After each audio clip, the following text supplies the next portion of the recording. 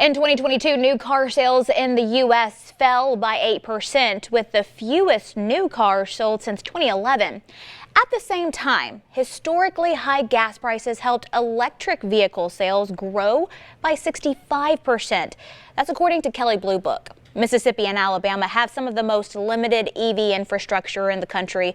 So naturally, WTVA's Matt Laubhan and Emily Leonard wanted to test the limits of their electric truck. But a little planning can go a long way when it comes to hitting the highway for a weekend road trip.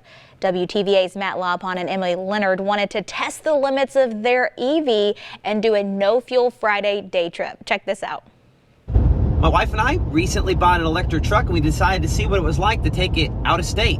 Emily and I have owned an electric car for about the last 9 years, but it's a short-range in-town car. This is easily the longest trip we've ever gone on. And I'm not gonna lie, I'm slightly stressed. We decided to head to Huntsville, about 140 miles away from our house, to the U.S. Rocket and Space Center. Partially because it's awesome, and also partially because they have what's called destination charging on site, which is similar in speed to what most people use to charge up their car overnight. Not go cross-country, but we were there for the day to have fun anyway, so it helped. Here, are you excited? Yeah, but I'm cold. Okay, let's go in. We learned and played hard at the U.S. Space and Rocket Center for hours and hours, doing pretty much everything that you could do on site.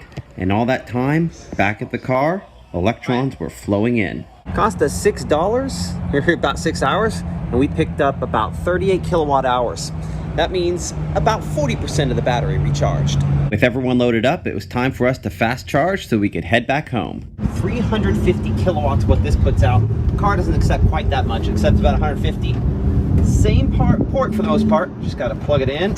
And then it starts charging up very quickly to 80% in about 20 minutes. It slows down from there to protect the battery, but we planned ahead, picked up dinner, and get to enjoy it in the truck, of course.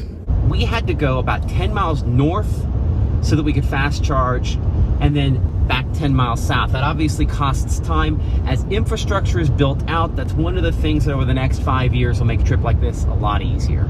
The quiet electric ride helped put the kids to sleep, and before they knew it, we were back home. So it took us about 70% of our battery to make it back here to the house, so a lot more efficient than on the way there.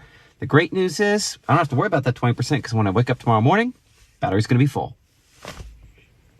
That was WTVA's Matt Laubhan and Emily Leonard reporting. And if you were wondering, the total cost of filling up their electric truck was about $19.06.